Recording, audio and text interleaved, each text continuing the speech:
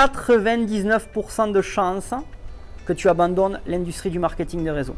Je t'explique pourquoi dans cette vidéo. Si tu ne me connais pas, je m'appelle Mathieu Fontorbe, je suis coach en réussite MLM et aujourd'hui, je t'explique pourquoi tu risques fortement d'abandonner cette industrie. Alors déjà, ces 99%, c'est pas moi qui les ai inventés, d'accord, c'est les statistiques qui le disent. Aujourd'hui, en fait, au bout d'un an d'activité, si ça dure un an, il y a 99% de chances que tu ne fasses plus partie de cette industrie. Pourquoi? Parce que malheureusement, c'est une industrie qui est faite pour tout le monde, mais malheureusement, en fait, il y a tant de sacrifices à faire que tout le monde n'est pas prêt à aller jusqu'au bout. Et surtout, c'est une industrie où il y a quelque chose à maîtriser absolument, c'est la gestion des émotions. Et quelqu'un déjà qui est faible psychologiquement, il va avoir du mal à avancer dans ce genre d'industrie où il va abandonner déjà, alors pas au bout d'un an, mais au bout de quelques semaines, au bout de quelques mois, cette activité. Donc pour ça, en fait, il est très important que tu fasses quelque chose qui va être primordial, c'est déjà te former personnellement. Okay, c'est pourquoi en fait dans le marketing de réseau, on te recommande souvent de lire des livres de développement personnel, de voir des films en fait qui ont une relation avec le développement de soi. Okay, et notamment un de mes premiers livres et également films que j'avais vu et qu'on m'avait conseillé dans cette industrie, c'était Le Secret, d'accord. Tu pourras le chercher, ok, et tu verras que concrètement en fait ça te parle de la loi d'attraction et que tout ce que tu vas penser, tu vas l'attirer à toi. C'est un des premiers films en développement personnel que j'avais vu dans cette industrie. Je te le conseille d'ailleurs si tu ne l'as pas encore vu. Okay. Mais j'aimerais te préciser quelque chose qui va arriver fortement. C'est que souvent ce qui se passe, c'est que à la moindre émotion négative que tu vas vivre dans cette industrie, et il y en aura, plus que des émotions positives, okay, et bien concrètement, tu risques d'abandonner. C'est clair. J'en suis sûr et certain. Combien de fois j'ai vu des élèves qui m'ont promis qu'ils vont aller jusqu'au bout des choses, mais qui malheureusement en fait arrêtent à la première émotion négative. Alors qu'est-ce que c'est les émotions négatives? Il y en a plein des choses que tu vas vivre dans ton marketing de réseau. La première chose que tu vas vivre, c'est déjà en fait sur le fait que ta société à un moment donné va se faire critiquer. Le système n'est pas d'accord avec ce que tu fais. Le système mondial, global. D'accord, l'industrie déjà du marketing de réseau n'est pas aimée des gouvernements. Pourquoi? Parce que c'est une des seules industries aujourd'hui dans le monde qui est accessible à tout le monde et qui peut faire rendre riches les gens. Ça, c'est le premier point. Donc, concrètement, ça, tu vas avoir forcément la majorité des gens qui sont autour de toi, en fait, qui sont contre ce que tu vas faire de par l'éducation gouvernementale, okay, qui a été mise en place. Okay, donc ça, déjà, il faut t'y préparer. Il faut te préparer à ça, il faut que tu te prépares à ce que la majorité des gens qui sont autour de toi seront contre ce que tu fais. Tu dois manager tes émotions par rapport à ça. Deuxième point, il y a le problème avec également tes uplines. Pourquoi je te parle de ça? Parce que sur un sujet à chaud, là, je reçois un message ce matin d'une de mes élèves, d'une marketeuse qui me dit « Voilà Mathieu, j'arrête l'industrie du marketing des réseaux ». Je lui pose la question « Pourquoi? Qu'est-ce qui s'est passé ?» Et là, concrètement, sa réponse a été « J'en ai marre de l'ambiance qu'il y a au sein de ma société, au sein de mon groupe, d'accord, et surtout au niveau de mes uplines. Il y a beaucoup d'ego, c'est plus possible, je ne peux plus rester dans cette ambiance-là, j'arrête tout. » D'accord. Alors ça, c'est une deuxième cause aussi, c'est que souvent, quand tu vas intégrer un groupe, tu peux te retrouver en fait avec ce genre de choses. Combien de fois j'ai vu des guéguerres en fait entre leaders, des gens qui sont contre les uns les autres. Combien de fois j'ai vu de leaders en fait où ça je l'ai vécu depuis tant d'années que je forme des gens qui viennent dans mon académie et qui finalement en fait quand ils commencent à le dire à leur upline disent mais ça va pas, tu vas pas dépenser de l'argent pour te former chez un coach, ça sert à rien, on apprend tout chez nous, d'accord. Et souvent je leur dis, si tu viens me voir, c'est que peut-être ton leader il n'a pas fait encore le travail qu'il fallait ou il t'a pas donné peut-être les bonnes réponses à tes questions pour pouvoir avancer. Okay. Après effectivement il y a des élèves qui ont du mal à passer à l'action. Okay. Donc il ne faut pas non plus remettre la faute sur les uplines et ainsi de suite. Parce que l'idée c'est de devenir proactif dans cette industrie. Mais souvent quand les gens viennent faire une formation, c'est qu'ils en ont besoin, ils ont besoin de stratégie. Et effectivement ça joue dans l'ego de certains leaders qui souvent, la majorité aussi, font ça pour la reconnaissance, d'accord. Et c'est vrai que quand quelqu'un de nos équipes va voir un autre coach que celui qui l'a parrainé, en gros, ça joue un petit peu sur l'ego. En tout cas, c'est ce que je rencontre souvent. Donc là aussi, petit conseil par rapport à ça, si tu le vis en fait, il va falloir que tu mettes des règles déjà dès le départ quand tu intègres la compagnie de MLM que tu vas faire, des règles dès le départ avec ton upline. N'oublie pas que tu es libre, d'accord? Tu ne rentres pas dans quelque chose qui t'emprisonne, dans une prison, on est d'accord?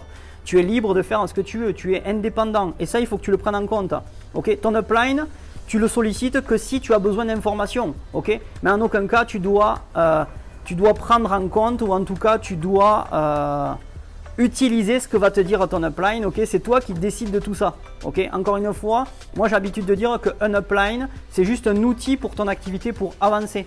Okay, mais tu ne dois pas rentrer dans le jeu de la guéguerre parce qu'il est contre notre, parce qu'il ne faut pas aller là. Ok, ça il se le garde pour lui, d'accord, ou pour elle.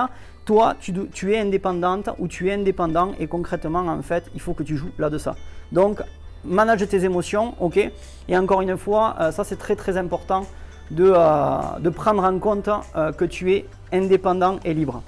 Ensuite, je reçois un autre message concrètement où souvent dans la vie, on a des choses qui arrivent, on a des perturbations dans notre vie personnelle, des bonnes comme des mauvaises. Et là, j'ai été un petit peu surpris d'ailleurs concernant autre chose que j'ai reçue de la part d'un de mes élèves aussi qui me dit: Mathieu, bon ça y est, moi j'arrête tout, le marketing de réseau. Pourquoi? Parce que mon épouse, on vient d'avoir un enfant, ok, et je veux focaliser vraiment toute mon énergie sur mon enfant et mon épouse, ok. Alors là aussi, en fait, ça c'est plutôt une excuse, hein, d'accord, ce genre de message. D'ailleurs, je l'ai répondu de cette manière parce que moi j'ai 2 enfants aujourd'hui, donc je sais ce que c'est finalement avoir des enfants, et je sais que moi en tout cas, quand des événements comme ça arrivent, ben, notre pourquoi il est encore plus important, notre motivation elle est encore plus importante, ok, que finalement si on n'avait pas d'enfants. Et je trouve finalement ça comme une excuse de dire j'arrête le marketing de réseau parce que je veux mettre mon énergie sur mes enfants ou autre. Donc ça en tout cas c'est mon opinion à moi, d'accord. J'ai des enfants et je sais que quand il y a eu la naissance de mes enfants, concrètement mon pourquoi mon état d'esprit a changé encore plus la niaque d'avancer, encore plus d'énergie pour pouvoir aller de l'avant, et en aucun cas on doit se trouver l'excuse de tout abandonner pour se concentrer uniquement sur son bébé ou sur son épouse. Ça pour moi c'est une excuse, ok. Après il y aurait concrètement d'autres choses qui peuvent arriver dans la vie. Ça peut être un décès, alors ça c'est vraiment le truc négatif, d'accord.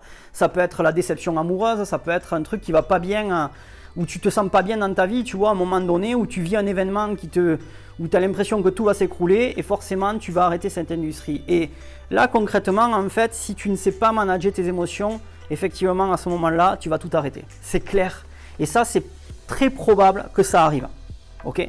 C'est pour ça que aujourd'hui, quand tu fais du marketing de réseau, il faut souvent en fait que tu aies quelqu'un qui t'accompagne dans cette partie-là. Alors là, bien sûr, je vais faire la promotion de mon académie. Pourquoi? Parce qu'on est la seule académie aujourd'hui à mettre en place vraiment des techniques avancées et un suivi, un accompagnement individuel et justement sur la gestion des émotions. Au-delà de toutes les techniques qu'on t'apprend, ainsi de suite, ça c'est super, mais si tu n'as pas un équilibre émotionnel, que tu n'apprends pas à manager tes émotions, concrètement ça va être compliqué. D'ailleurs, celle qui s'occupe de cette partie-là dans l'académie, c'est mon épouse, elle est là, d'accord? Elle est en train de méditer, donc là, tu la vois peut-être pas, mais elle a les écouteurs, elle est en train de faire sa méditation, ok. Et je t'assure concrètement qu'on est les seuls aujourd'hui à mettre ça sur le marché du marketing de réseau. L'équilibre émotionnel, c'est quelque chose qui est très très important, ok. Et si tu veux découvrir un petit peu comment ça se passe, n'hésite pas à prendre un rendez-vous, d'accord, que je t'offre de 30 minutes où je te présente tout ça. Tu le retrouveras en lien dans la description. Voilà. Donc concrètement, très important, il y aurait plein de choses que je pourrais te dire sur la gestion des émotions. Mais c'est le point principal que tu dois vraiment développer, d'accord, si tu fais du marketing de réseau. Parce qu'il y a 99% de chances que tu abandonnes cette industrie parce qu'à un moment donné, tu vas vivre une émotion. On appelle ça, dans le marketing de réseau, tu vas vivre ce qu'on appelle les hauts et les bas, les montagnes russes émotionnelles. Mais tu vas vivre plus de bas que de haut, ok. Et justement, en fait, vivre un haut, c'est facile. Mais vivre un bas, c'est ce qu'il y a de plus difficile et c'est ce qui fait abandonner la majorité des gens.